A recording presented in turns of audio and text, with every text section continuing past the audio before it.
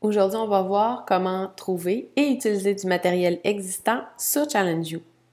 La première façon de faire ça, c'est d'aller dans le menu Explorer et de choisir la catégorie dans laquelle on cherche du matériel.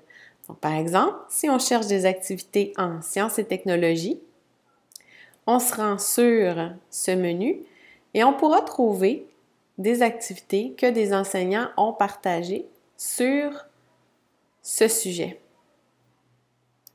Alors, il est possible de défiler comme ça tout ce qui est disponible.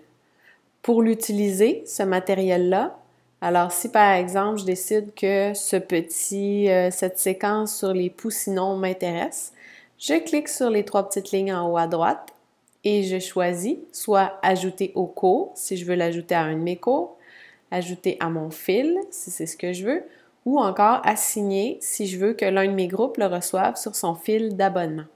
Je peux également copier le lien si je veux partager cette séquence-là avec des gens. Donc, si je fais par exemple assigner et que je choisis un groupe, tic, j'assigne cette activité-là, elle va se retrouver dans mon compte à moi, à mon groupe,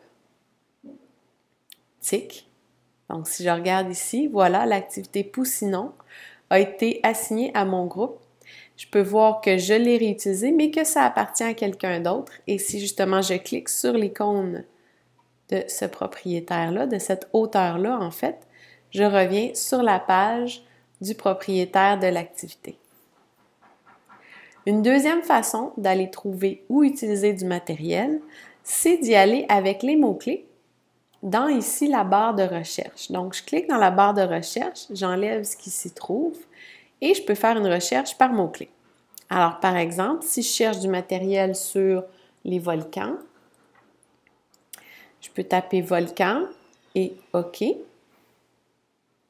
Puis, on va m'amener vers des activités qui ont reçu ce mot-clé-là, volcan. Alors, par exemple, ici, je vois une séquence, je peux l'ouvrir, vérifier si ça m'intéresse. De la même façon, je peux également décider de partager avec mes groupes ou dans un de mes cours cette séquence-là ou une des activités de la séquence de la même façon, c'est-à-dire en cliquant sur les trois petites lignes en haut à droite. Et voilà. Pour partager vous aussi vos activités et permettre à d'autres personnes de les réutiliser, vous pouvez les afficher publiquement en choisissant dans votre séquence ou votre activité l'option de permission publique. De cette façon, si jamais une personne utilise votre activité ou votre séquence, vous en serez avisé juste ici dans les notifications. On vous dira que des personnes ont utilisé votre séquence.